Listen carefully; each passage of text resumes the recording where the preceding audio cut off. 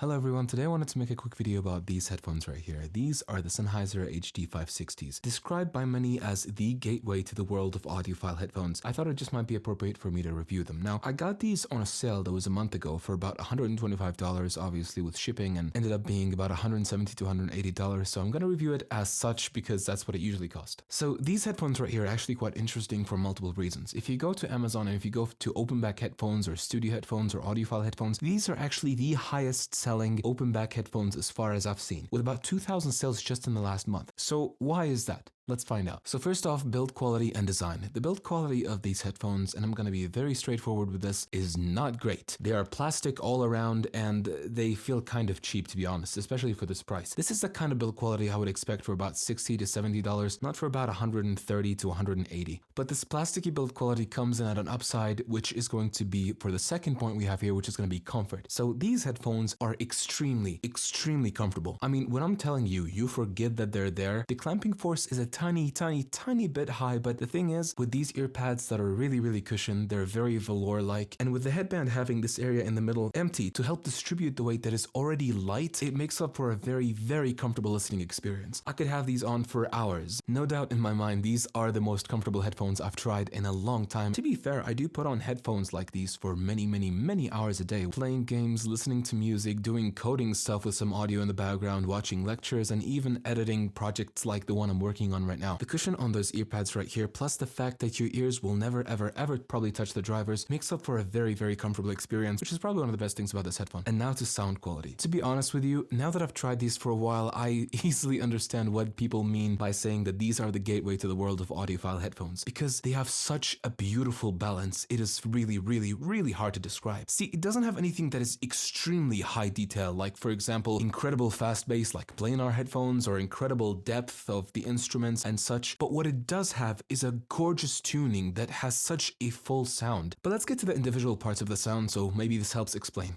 So when it comes to the bass, it is not very deep, and it doesn't get really loud, but I like it. There's enough bass for you to hear the bass lines, for you to hear some extensive details that might be really nice, especially with your voice. They're not overwhelming, but you can definitely hear them, especially if you try to focus a little bit. Kind of like bass lines in songs. You can only hear they're gone once they're gone. That's one way I can describe this. The mids on these are perfectly fine, the voices are perfectly fine, they're flush, they're there, they're flat, and that is kind of what I like as well. The top end on these is something I genuinely enjoy because I would describe these as slightly bright or slightly a little bit too much treble. But, and not to draw comparisons, but when I talked about the Neumann in a few videos ago, I said how it's bright, but it's bright in the right places. It's bright without being harsh, which is a thing that I actually do complain about in a lot of open-back headphones like the DT990s and the Fidelio X3s by Philips. All of those have this slightly too harsh high end that I just can't get myself to like, but these does it a lot more justice. Now, I've tried something like the Odyssey LCD2C, which are obviously about 5 times the price, so you really can't compare. And in the case of the LCDs, they do a better job overall at analyzing things. But for analytical listening and for playing games and for listening to music, this has such a balanced sound. It's actually incredible value compared to the rest of the market. So what are the pros and cons for this headphone? Well, when it comes to pros, before I even mention the sound, I want to mention the comfort. I mean, I can't stop just putting these on. They're just so comfortable. They're so lightweight, the weight is distributed beautifully, the ear pads have such a nice feel to them. My ears are not touching the drivers, which is something I love, and overall it is not a burden to use. Another pro is the tuning on these, because when you look at the design like this and you look at the kind of weight that it has and the character it has, it kind of feels like medium range headphones with such good tuning on the drivers. And I want to add a little note when it comes to the sound. The reason why this is such a gateway, at least in my opinion, if I understand things correctly, or at least from my point of view, is that these headphones, while they have such a balanced tuning, it has a bit of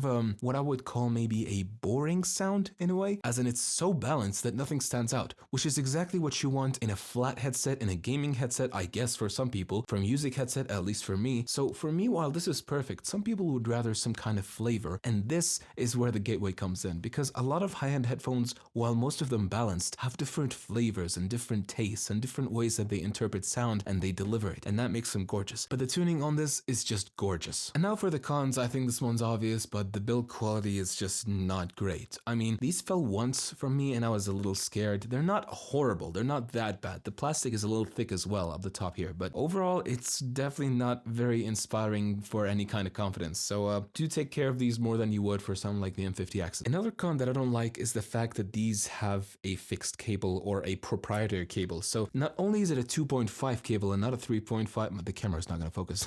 Not only do they use a 2.5 instead of a 3.5 cable, it's also proprietary to have the same mechanism as the M50X, which means that if you happen to break the cable, you're probably gonna have to buy a third-party cable or a first-party cable, which is gonna cost probably 2 to 3 times as much as it is actually worth. However, the cable that it does come provided with is long enough. Also, this isn't much of a con, but I just noticed that the box for these headphones is like empty. Like, you just get the headphone with the cable connected and nothing else. I don't know what to expect. I don't know, maybe I had my hopes up because I waited for a month to get this thing. But anyway, do I recommend these headphones? Yes, I absolutely would. I mean, they're not the cheapest thing in the world, especially when you consider that not everyone can get them at this price, but with Black Friday coming in soon, hopefully you should be able to grab these for about 120 bucks. They're still not very, very cheap, but honestly, the tuning of them, it just makes them gorgeous. But as I said, do take good care of them, otherwise you're gonna be spending a few $100s getting a bunch of pairs of these. Anyway, I hope this video helped someone, and I hope that you have a very, very, very nice day. Goodbye.